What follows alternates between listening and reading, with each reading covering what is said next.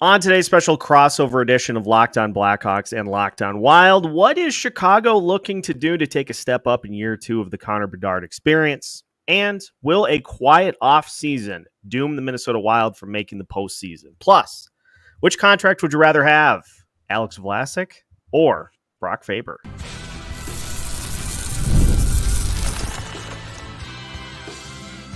You're Locked On Wild, your daily podcast on the Minnesota Wild, part of the Locked On Podcast Network, your team every day.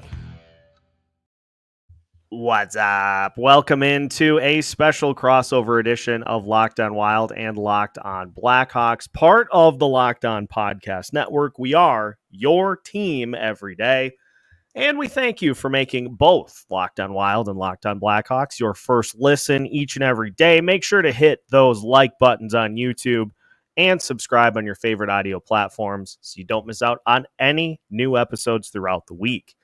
Today's episode of Locked On Wild and Locked On Blackhawks is brought to you by FanDuel.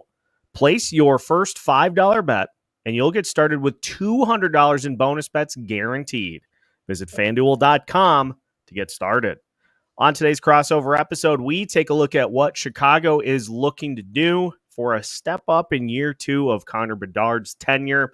We'll also talk about the Minnesota Wild, who had a quiet offseason but still have postseason aspirations. And we will take a look at two young defensemen and see which contract we would rather have based off of what they do for the team. My name is Seth Toupal, host of Locked On Wild, and joined, as mentioned, by Jack Bushman of Locked On Blackhawks.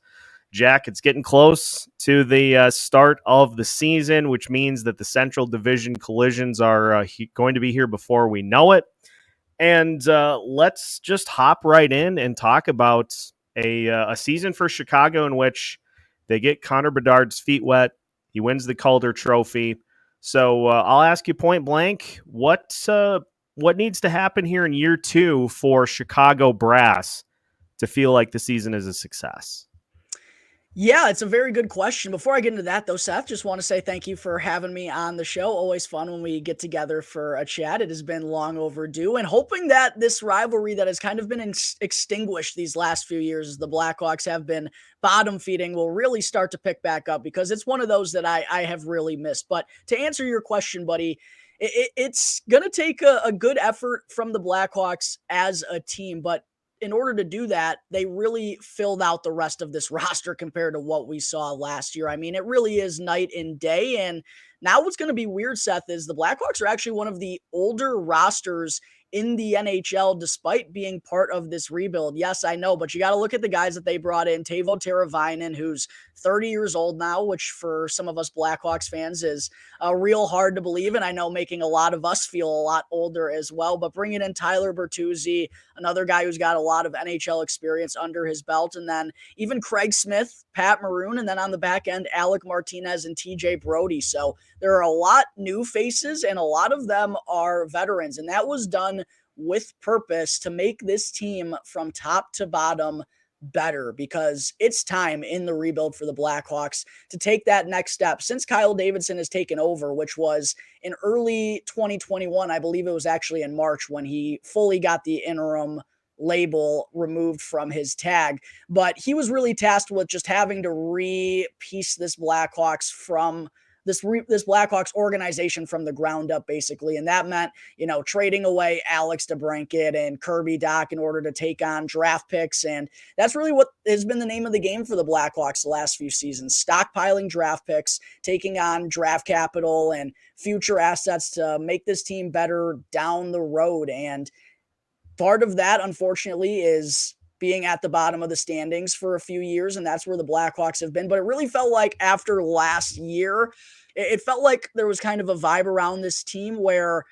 it felt like the organization realized they were starting to test the fans' patience a little bit. And it's time for this team to get better. Maybe not necessarily playoff contention or being in the conversation for that or anything, but just take a step in the right direction. Don't be in the bottom three, bottom five of the league. So they made sure to bring in veterans to not only make this team much better and much deeper from top to bottom, but also support some of the young guys who are starting to step on the scene. Obviously, Connor Bedard is the one that everyone knows, but Kevin Korchinski was a 7th overall pick a couple of years ago in the NHL last year. Frank Nazar, a kid that people have a lot of high hopes for, and so on and so forth. And that's going to be the name of the game for these next few years for the Blackhawks, is just more and more of these prospects that David Sid has drafted have started to arrive, and having the right veterans around to kind of guide them onto the scene. The veterans who are brought in aren't really future puzzle pieces of the Blackhawks, but they are going to be so important in kind of guiding these guys who we do think are going to be puzzle pieces in the right direction, showing them the ropes. A guy like Nick Foligno, who was just recently named captain. So all of these additions were done with a purpose, Seth, and that's to make this team better this season. And there's been an intensity around Blackhawks training camp. They've been scrimmaging every day to open things up since they started on Thursday morning. So there's kind of that buzz around this team that, hey, it starts from day one. We got to take that next step, but we got to do it together, and it starts at the top, and that's what I love about the message that's been sent. Whether you're an established NHLer or you're a fringe bubble guy trying to make this team out of camp, you got to fight for your job day in and day out, and sending that message, bringing that intensity, giving that vibe from the get-go is really how I think you set the tone that it's time to turn a new leaf. So I really like what I've seen out of Blackhawks training camp so far. I like the veteran additions that we've seen in the offseason, and now it's time to just put them in the right places, and hopefully things start to mesh from there. From the Bedard perspective specifically, is there anything you're looking for from him to see maybe that wasn't in the arsenal last year, or is it just with any of those young players, is it just more of the same and just kind of, just adding little pieces to the game as you go, as you continue to climb that ladder? Yeah, it is kind of more so the latter than the former there, Seth, as boring and as cliche of an answer as that is. But it is just about getting more experience, and some of the guys that have been brought in this offseason, like a Teravainen, a Bertuzzi, or even Taylor Hall coming off of a torn ACL last year. He only played 11 games with the Blackhawks, right? It's just getting comfortable with those guys and taking that next step now that there is more, well-rounded and offensive-minded pieces alongside him, more competent players, I will say, that actually play the style of game that he can play. It's just about gelling with those guys, taking that next step. I would just say the biggest thing in particular is probably working on his defensive game in the faceoffs. I mean, that usually is kind of an area of struggle for 18-year-olds who come into the NHL right away and going up against grown men at the dot. But that was an area that Connor Bedard really did struggle at last year, so much so that when Nick Foligno was brought up to the top line, as someone who's really been a winger in the latter stages of his career, he was taking the majority of the faceoffs, and then there was nothing really all too great and high and mighty about Bedard's defensive analytics last year. We know what he can do offensively, but he is still going to have to be, capable on the defensive side of things too, with the amount of minutes that he's going to have on the ice for the future. So those are kind of the things that I'm looking at in particular, but all in all, it is kind of just taking those next strides, taking, piece by piece, and just getting better day in and day out, as cliche as that is. I just want to say I can't imagine, and this is probably why I don't play professional hockey. I can't imagine at Bedard's age stepping into the faceoff circle and looking across from you and being like, "Oh my gosh, Nathan MacKinnon."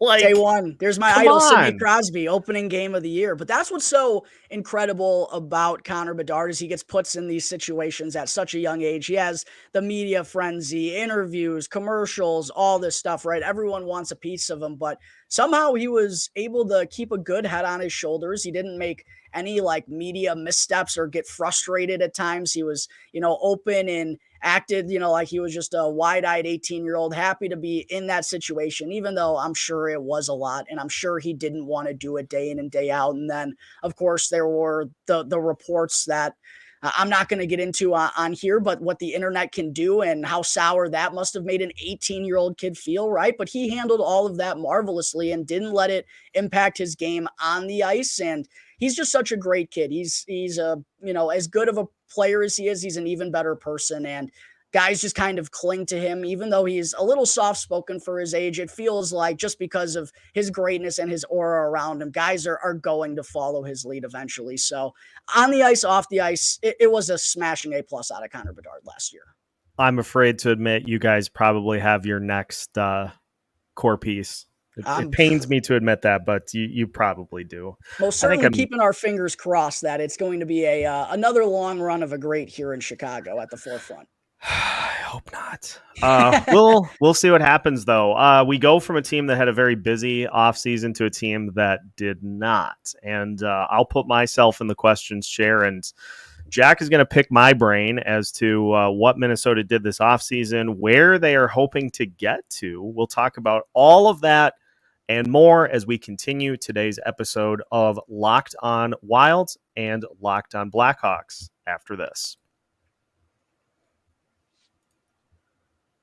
Today's episode of Locked On Wild and Locked On Blackhawks is brought to you by FanDuel. Hey, NFL fans, you can start the season with a big return on FanDuel, America's #1 sportsbook. So when you get a hunch in the middle of the game, you can check out the latest stats, view live play-by-play, and so much more on the same page where you can place your bets. No more sitting at the computer like me with my fantasy rosters, having 9 different tabs going while I've got the 3 different tabs watching 4 different games at the same time. FanDuel can help you streamline all of that into one easy location. Plus, get this. You will get started with $200 in bonus bets guaranteed when you place your first $5 bet. Doesn't even need to be a winner. Just throw $5 down on the New York Giants to lose to whoever they're playing in a particular week, or for Sam Darnold to just continue to throw touchdowns. FanDuel can help you with all of your betting needs. And as mentioned, $200 in bonus bets guaranteed when you place your first $5 bet. Head to FanDuel.com today. FanDuel, America's #1 sportsbook. Welcome back to today's special crossover edition of Locked On Wild and Locked On Blackhawks. Again, we are your team every day, part of the Locked On Podcast Network. All right, Jack, I'm gonna step into the chair and go ahead and pick my brain as to all of your burning Minnesota Wild questions. Yeah, I guess the first question I have before we get into any particular players or expectations for individuals or anything, I just kind of want to know what are the vibes around this Minnesota Wild team following what I'm sure was a disappointing year, not making the playoffs, and then as you've alluded to already on the show, not the most involved offseason, not a whole lot of moves made by Minnesota as a result of just kind of being handcuffed a little bit. So I'm just curious, what is kind of the level of excitement around this team, or what would you say are fair expectations for Minnesota going into this year? It's a fantastic question because each fan base has, you have the side of the coin that tends to be more optimistic, side of the coin that tends to be more pessimistic. I myself have free flowed between the two seamlessly at points. But it is interesting because you look at the team last year that just was ravaged by injuries. But I think over the last couple of seasons, there were valid reasons to say, hey, maybe we should look at this a little different way. Maybe we should try some new pieces, mix things up a little bit, and try to go at this a different way. And the Minnesota Wild have stuck to the group that in 2021, 2022 was a 50-win team and 113-point outlet. There are some key subtractions from that team to this team, but the thing that I think is the common refrain from those that are just not really sold on what this Wild team is going to do is that this entire roster is basically, 2 to 3 years older. And you're expecting those same guys to do the same things that they did a couple of seasons ago. And a lot of those seasons were career years for guys, not necessarily like, hey, this is something that we can consistently expect over the next few years. And so there's this gridlock with the roster, and Wild fans have heard over the last few years, especially how good the Minnesota Wild prospect system is. The Athletic had them ranked as high as number 1 2 seasons ago. And, they're still in the top 10. And I think people want to see just some youth and some excitement on this roster, some jolts that can maybe breathe some life into this team that at points last year just looked lifeless. Now, some of that due to injuries, but it is just a situation of, do you believe that what happened last year can be avoided? And to be perfectly honest, it was a high volume of injuries that affected the team, but declining performance in other players, only one line down the stretch that was even capable of scoring consistently. Those are problem signs. Those are warning signs for kind of where this team is headed. And so the fact that for the pretty much second season in a row, the Wild are just going to get off the mat and go do it again, I think leads a lot of people to saying, well, if it didn't work last year, why is it going to work this year? The Wild do have some very good pieces on this roster. We'll talk about Brock Faber here in a little bit. They've got Kirill Kaprizov, who is worth about 11 points in the standings by himself, which is something that not a lot of other teams in the NHL can boast. There just are a lot of pieces on this roster that need to be fleshed out. The fourth line for the Wild last year, I think in the final 40 games of the season or 30 games of the season combined for 10 points. Like, you just can't have that. Like, they need to get some deeper production from the lineup, and that's where everybody points to the prospects. If these veteran guys aren't getting it done, let's get these kids in here, and at worst, they'll get some experience and kind of learn on the fly. But that's where the gridlock comes in.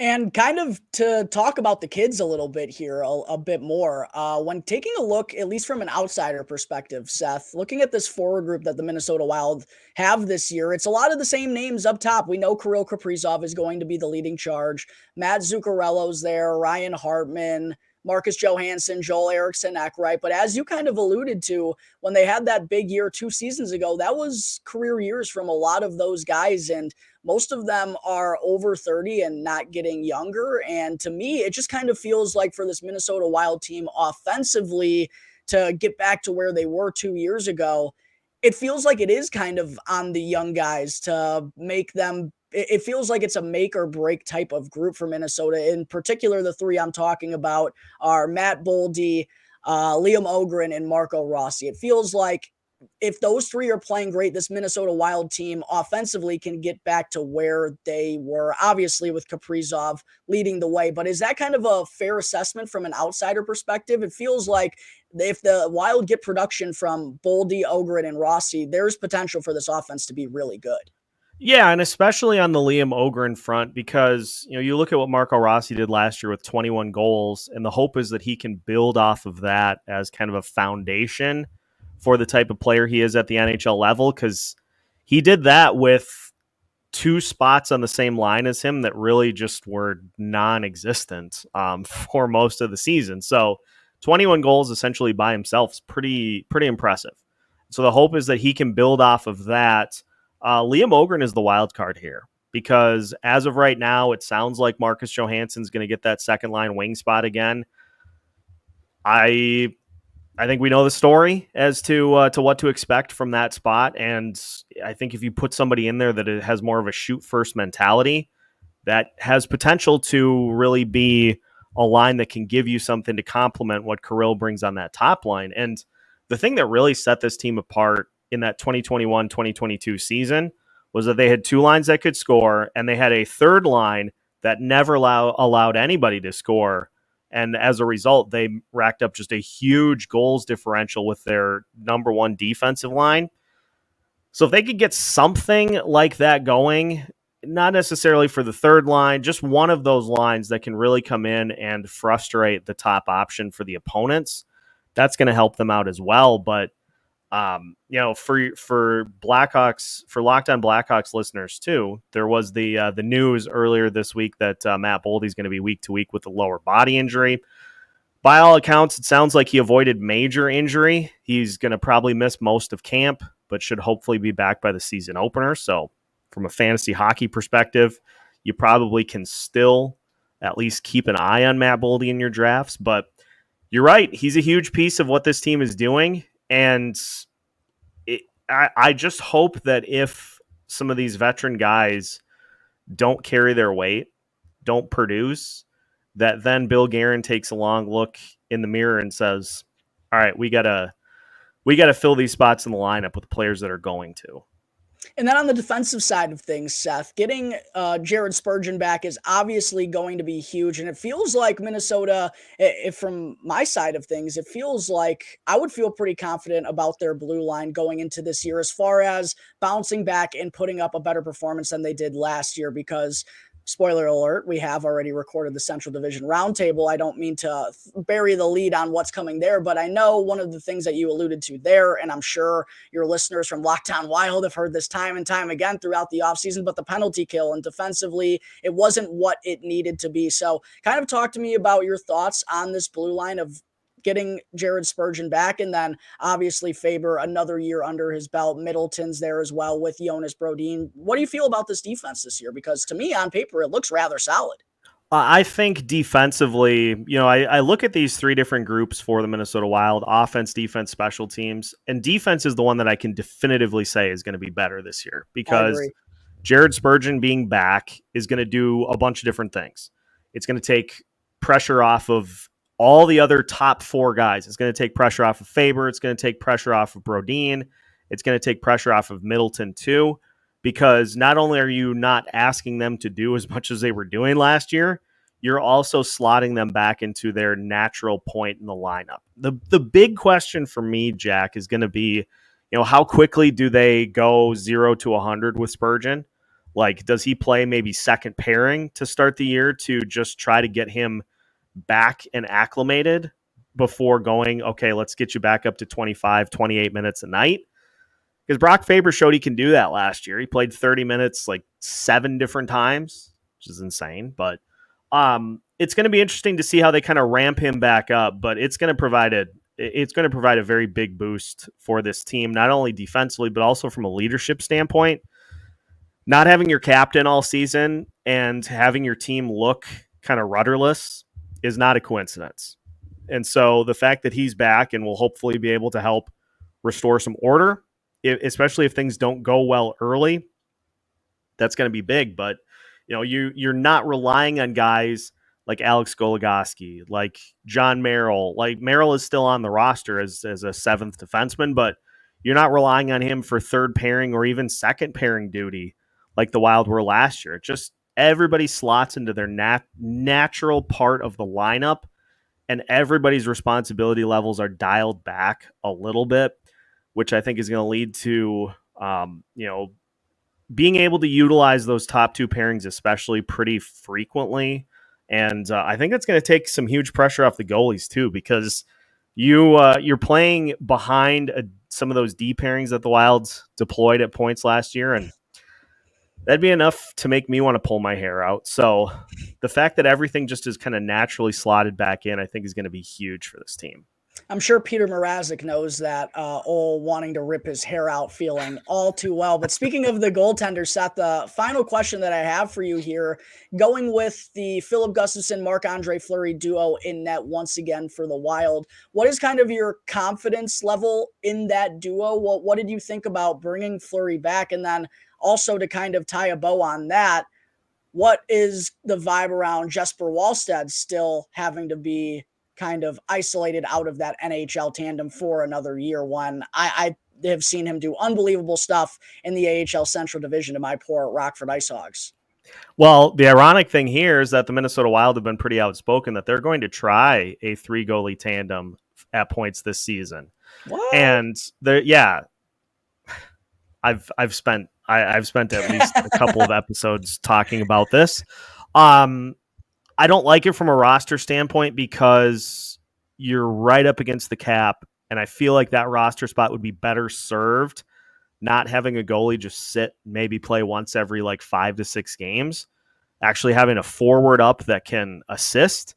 But Bill Guerin has said, and John Hines has said, it's going to be a fluid situation, which means, depending on the schedule, he may head down to Iowa, play some games there. If there's a heavy workload of NHL games, then maybe he gets called up to assist with that.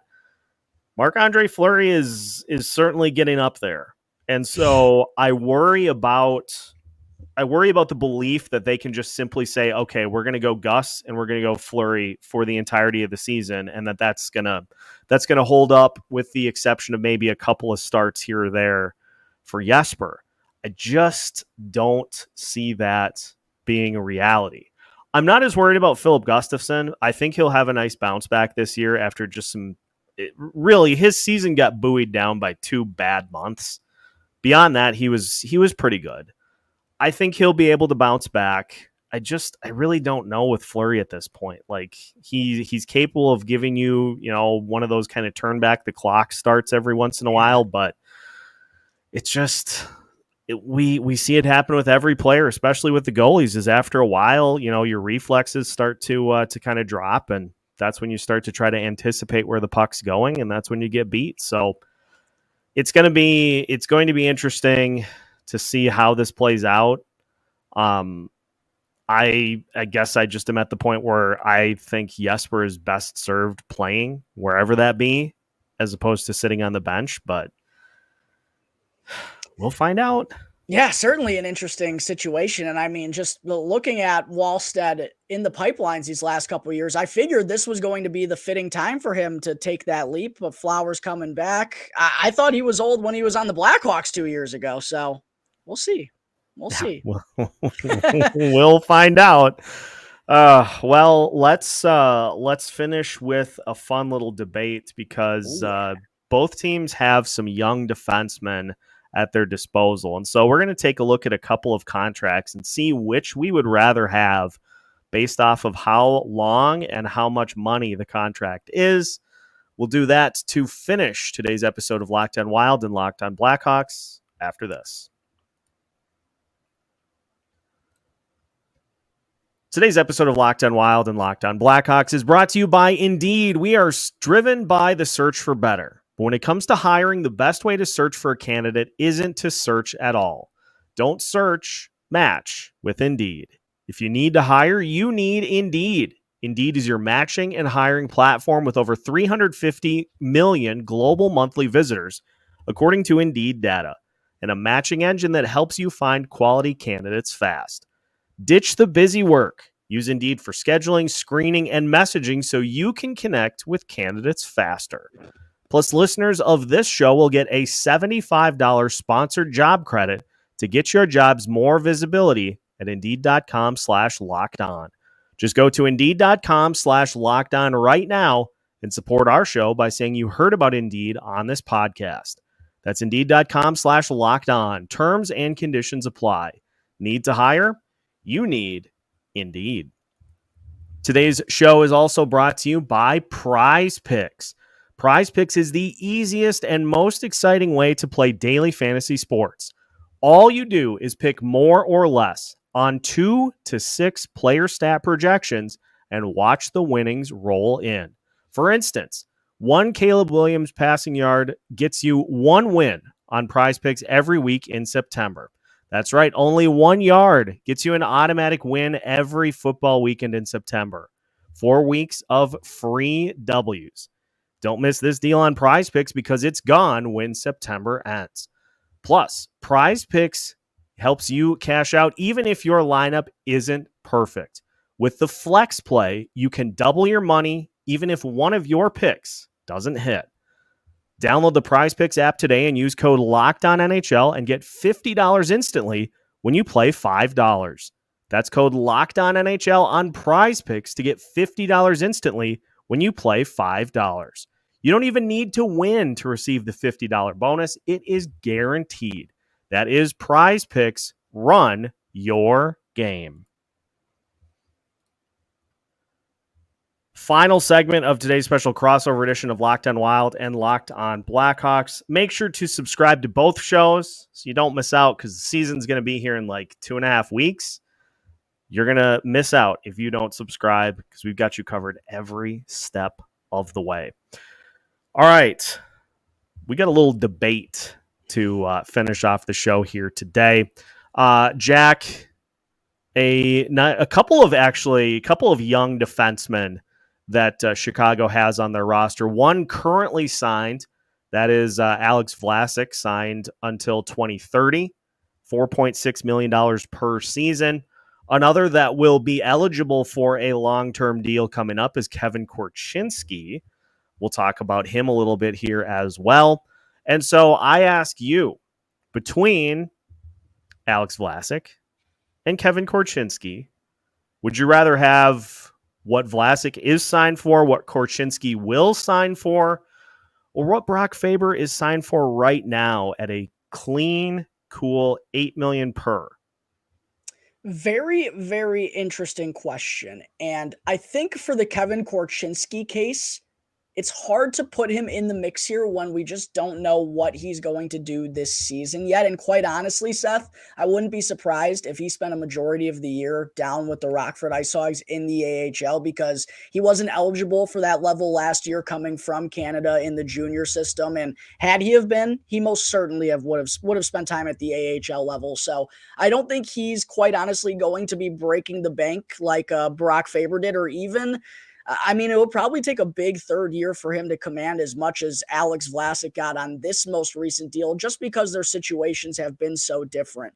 What I will say from a Vlasic to Faber perspective is I do think their cap hit is rather interesting for what they provide. And I want to preface, I am not making an argument in a world where I would rather have Alex Vlasic, who's 23 years old, than Brock Faber, who's 21 years old. Considering what we saw Brock Faber do in the NHL last year, to add 2 years younger, we know he has the higher ceiling. He is the better offensive player between the two. There is no debate there. However, for what Alex Vlasic provided the Blackhawks, mostly on the defensive side of things, because offensively, I did think he looked better and showed more puck-moving ability than I ever foresaw when the Blackhawks first drafted him. And I think a lot of that has to do with how they handled him down in the AHL. But defensively, in what was basically his rookie year, technically, because he had gotten some NHL stints, he wasn't officially labeled a rookie, but for him to take on a top pairing role along with Seth Jones, and quite honestly, he was better than Seth Jones on the defensive side of things right from the get-go, and to really be comfortable in those 20, 25 minute per night situations at 22 years of age, it was so impressive. And you have to feel a sense of relief that the Blackhawks, especially having Kevin Korchinski, there's another defenseman in the system, Wyatt Kaiser. They've had offensive-minded defensemen, Adam Boquist going back a couple of years ago.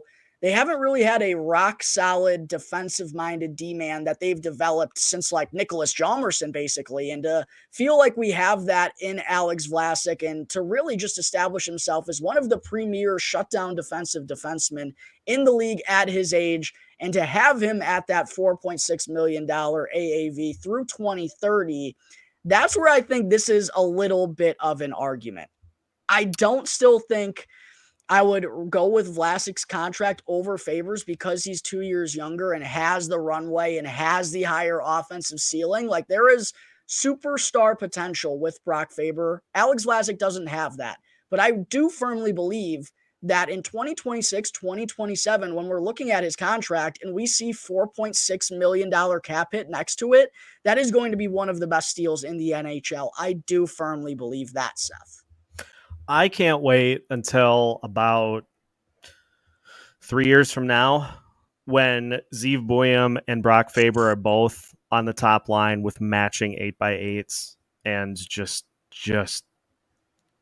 giving the rest of the league nightmares with what they're capable of. It is interesting though, because I'm sure a lot of people listening, when they saw me tee that up, were like, oh boy, here we go. Oh yeah. But it is all about getting value out of the contract that you sign players to.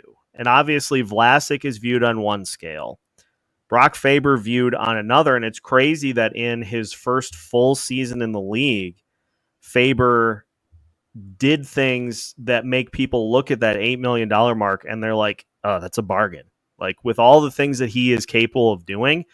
And the best part in my mind is the fact that he added stuff to his arsenal that he had never done before. Like, manning the power play was something he had never done.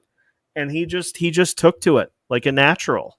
And so that's kind of where I look at it. Is the higher the AAV, the more you hope that these players add to the mix. And Brock Faber certainly has plenty that he adds to the table. But this will be interesting to look at a few years from now, and see where we're at with things again. But it wouldn't matter if it was 4 million. It wouldn't matter if it was 10 million. I'm very satisfied with what Brock Faber brings to the table.